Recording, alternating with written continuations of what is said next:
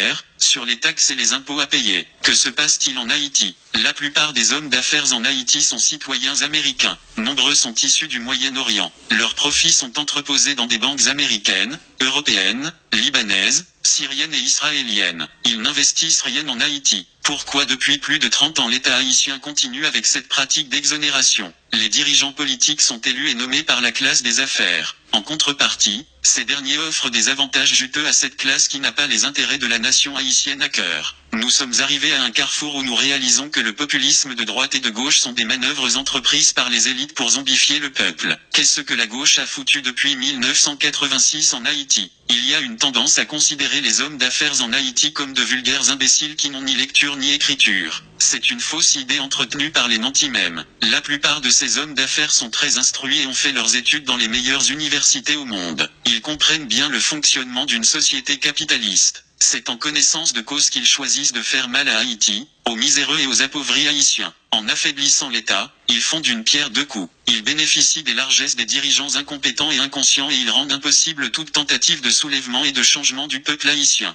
Ils encouragent de faux conflits dans le pays, ils arment des bandits un peu partout pour semer le trouble. Dans tout pays sérieux, quand l'État faillit à sa mission, ce sont les élites qui se réunissent pour restructurer l'État. En Haïti, ce sont les élites qui affaiblissent l'État même. Elles jouent sur la précarité et sur l'ego surdimensionné des gens pour établir un système de corruption qui fait leur jeu. Dans quel pays au monde est-ce qu'une bourgeoisie choisirait de fonctionner dans la crasse? Les hommes d'affaires sont en transit en Haïti. Ils font de l'argent dans le pays, mais leurs investissements sont ailleurs. Ils n'ont aucun intérêt comme des crises cardiaques, des AVC, ils meurent avec leur argent en poche. Le problème avec ces messieurs et dames c'est qu'ils n'éprouvent aucun sentiment nationaliste. Leur maladie est devenue contagieuse puisque la classe moyenne tend à émuler leur comportement suicidaire. Nombre d'Haïtiens ont des médecins privés à Miami, ils envoient leur progéniture à l'école aux États-Unis d'Amérique, en France et au Canada. Même les leaders politiques qui devraient donner le ton rentrent dans ce schéma. Le grand malaise dans tout ce drame est qu'il n'y a pas d'homme debout dans le pays capable de renverser la vapeur. Les intellectuels comme Yuri Latortue,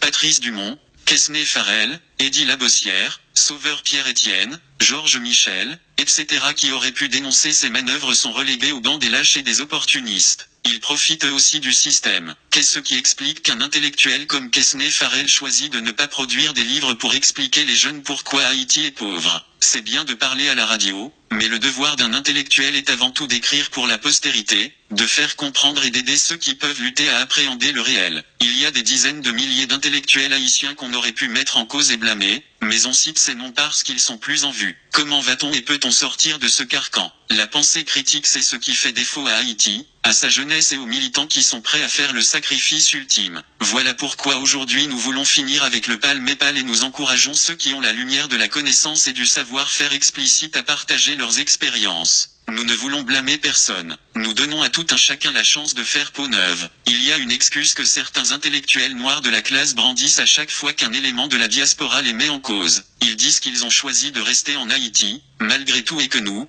avons décidé de partir. Rester en Haïti est un choix calculé puisqu'ils font de l'argent, ils bénéficient dans une certaine mesure de l'ignorance de la masse. Certains économistes en Haïti et experts en sciences sociales sont assez aisés aujourd'hui et ils ne courent pas de grands risques à dire la vérité aux jeunes. L'opportunisme c'est tout ce qui caractérise le silence de nos intellectuels. Je sais que les réactions vont pleuvoir, mais aujourd'hui tout ce que l'on demande aux intellectuels noirs de la classe moyenne c'est d'être proactifs. Nous ne choisissons pas de tirer à boulet rouge sur les intellectuels vivant en Haïti et innocenter ceux qui vivent dans la diaspora. Ils sont tous à la même enseigne. Je dirais même que ceux qui vivent dans la diaspora sont beaucoup plus inconscients que ceux qui vivent en Haïti. Au moins, ils ont une certaine liberté et une certaine marge de manœuvre pour élever la voix dans le confort nord-américain et européen. À quand l'Haïtien éduqué et instruit finira par réaliser qu'il fait partie du problème? Je peux comprendre que la plupart des Arabes n'a pas de sentiment d'appartenance comme aurait dit Serge Beaulieu. Je peux comprendre que les mulâtres ont choisi de faire le Camp Gérard parce qu'ils comprenaient qu'ils étaient en position de régner en maître et seigneur après l'indépendance. En effet, ils se sont alliés aux généraux noirs et ont tué Jean-Jacques Dessalines, le fondateur de la nation haïtienne 211 après l'assassinat de l'empereur Dessalines.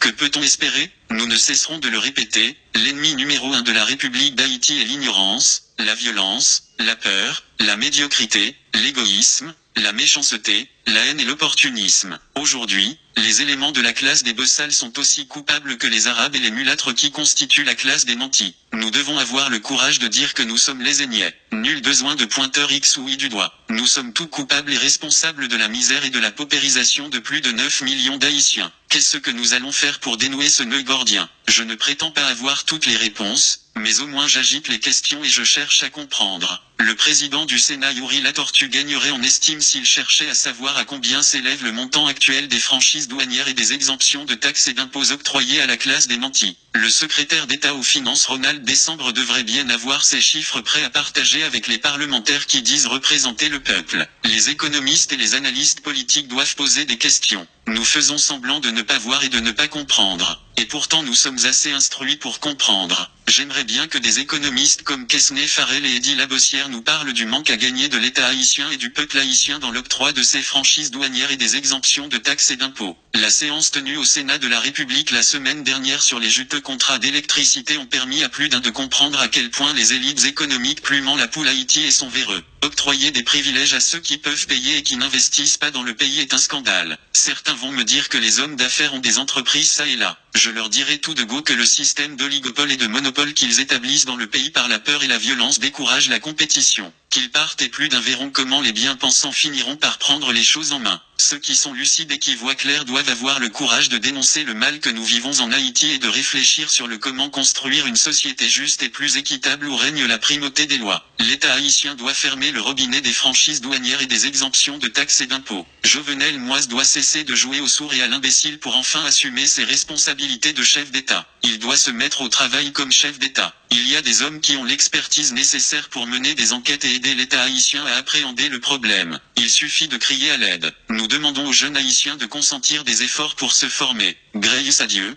nous avons l'Internet et nous avons des moteurs de recherche. La connaissance est plus accessible aujourd'hui. Nous devons nous former et nous devons poser des questions. La justice élève une nation, la connaissance et l'amour véritable libèrent. Que Dieu aide les Haïtiens à se débarrasser des turiféraires qui les tiennent attachés à la misère et à la crasse.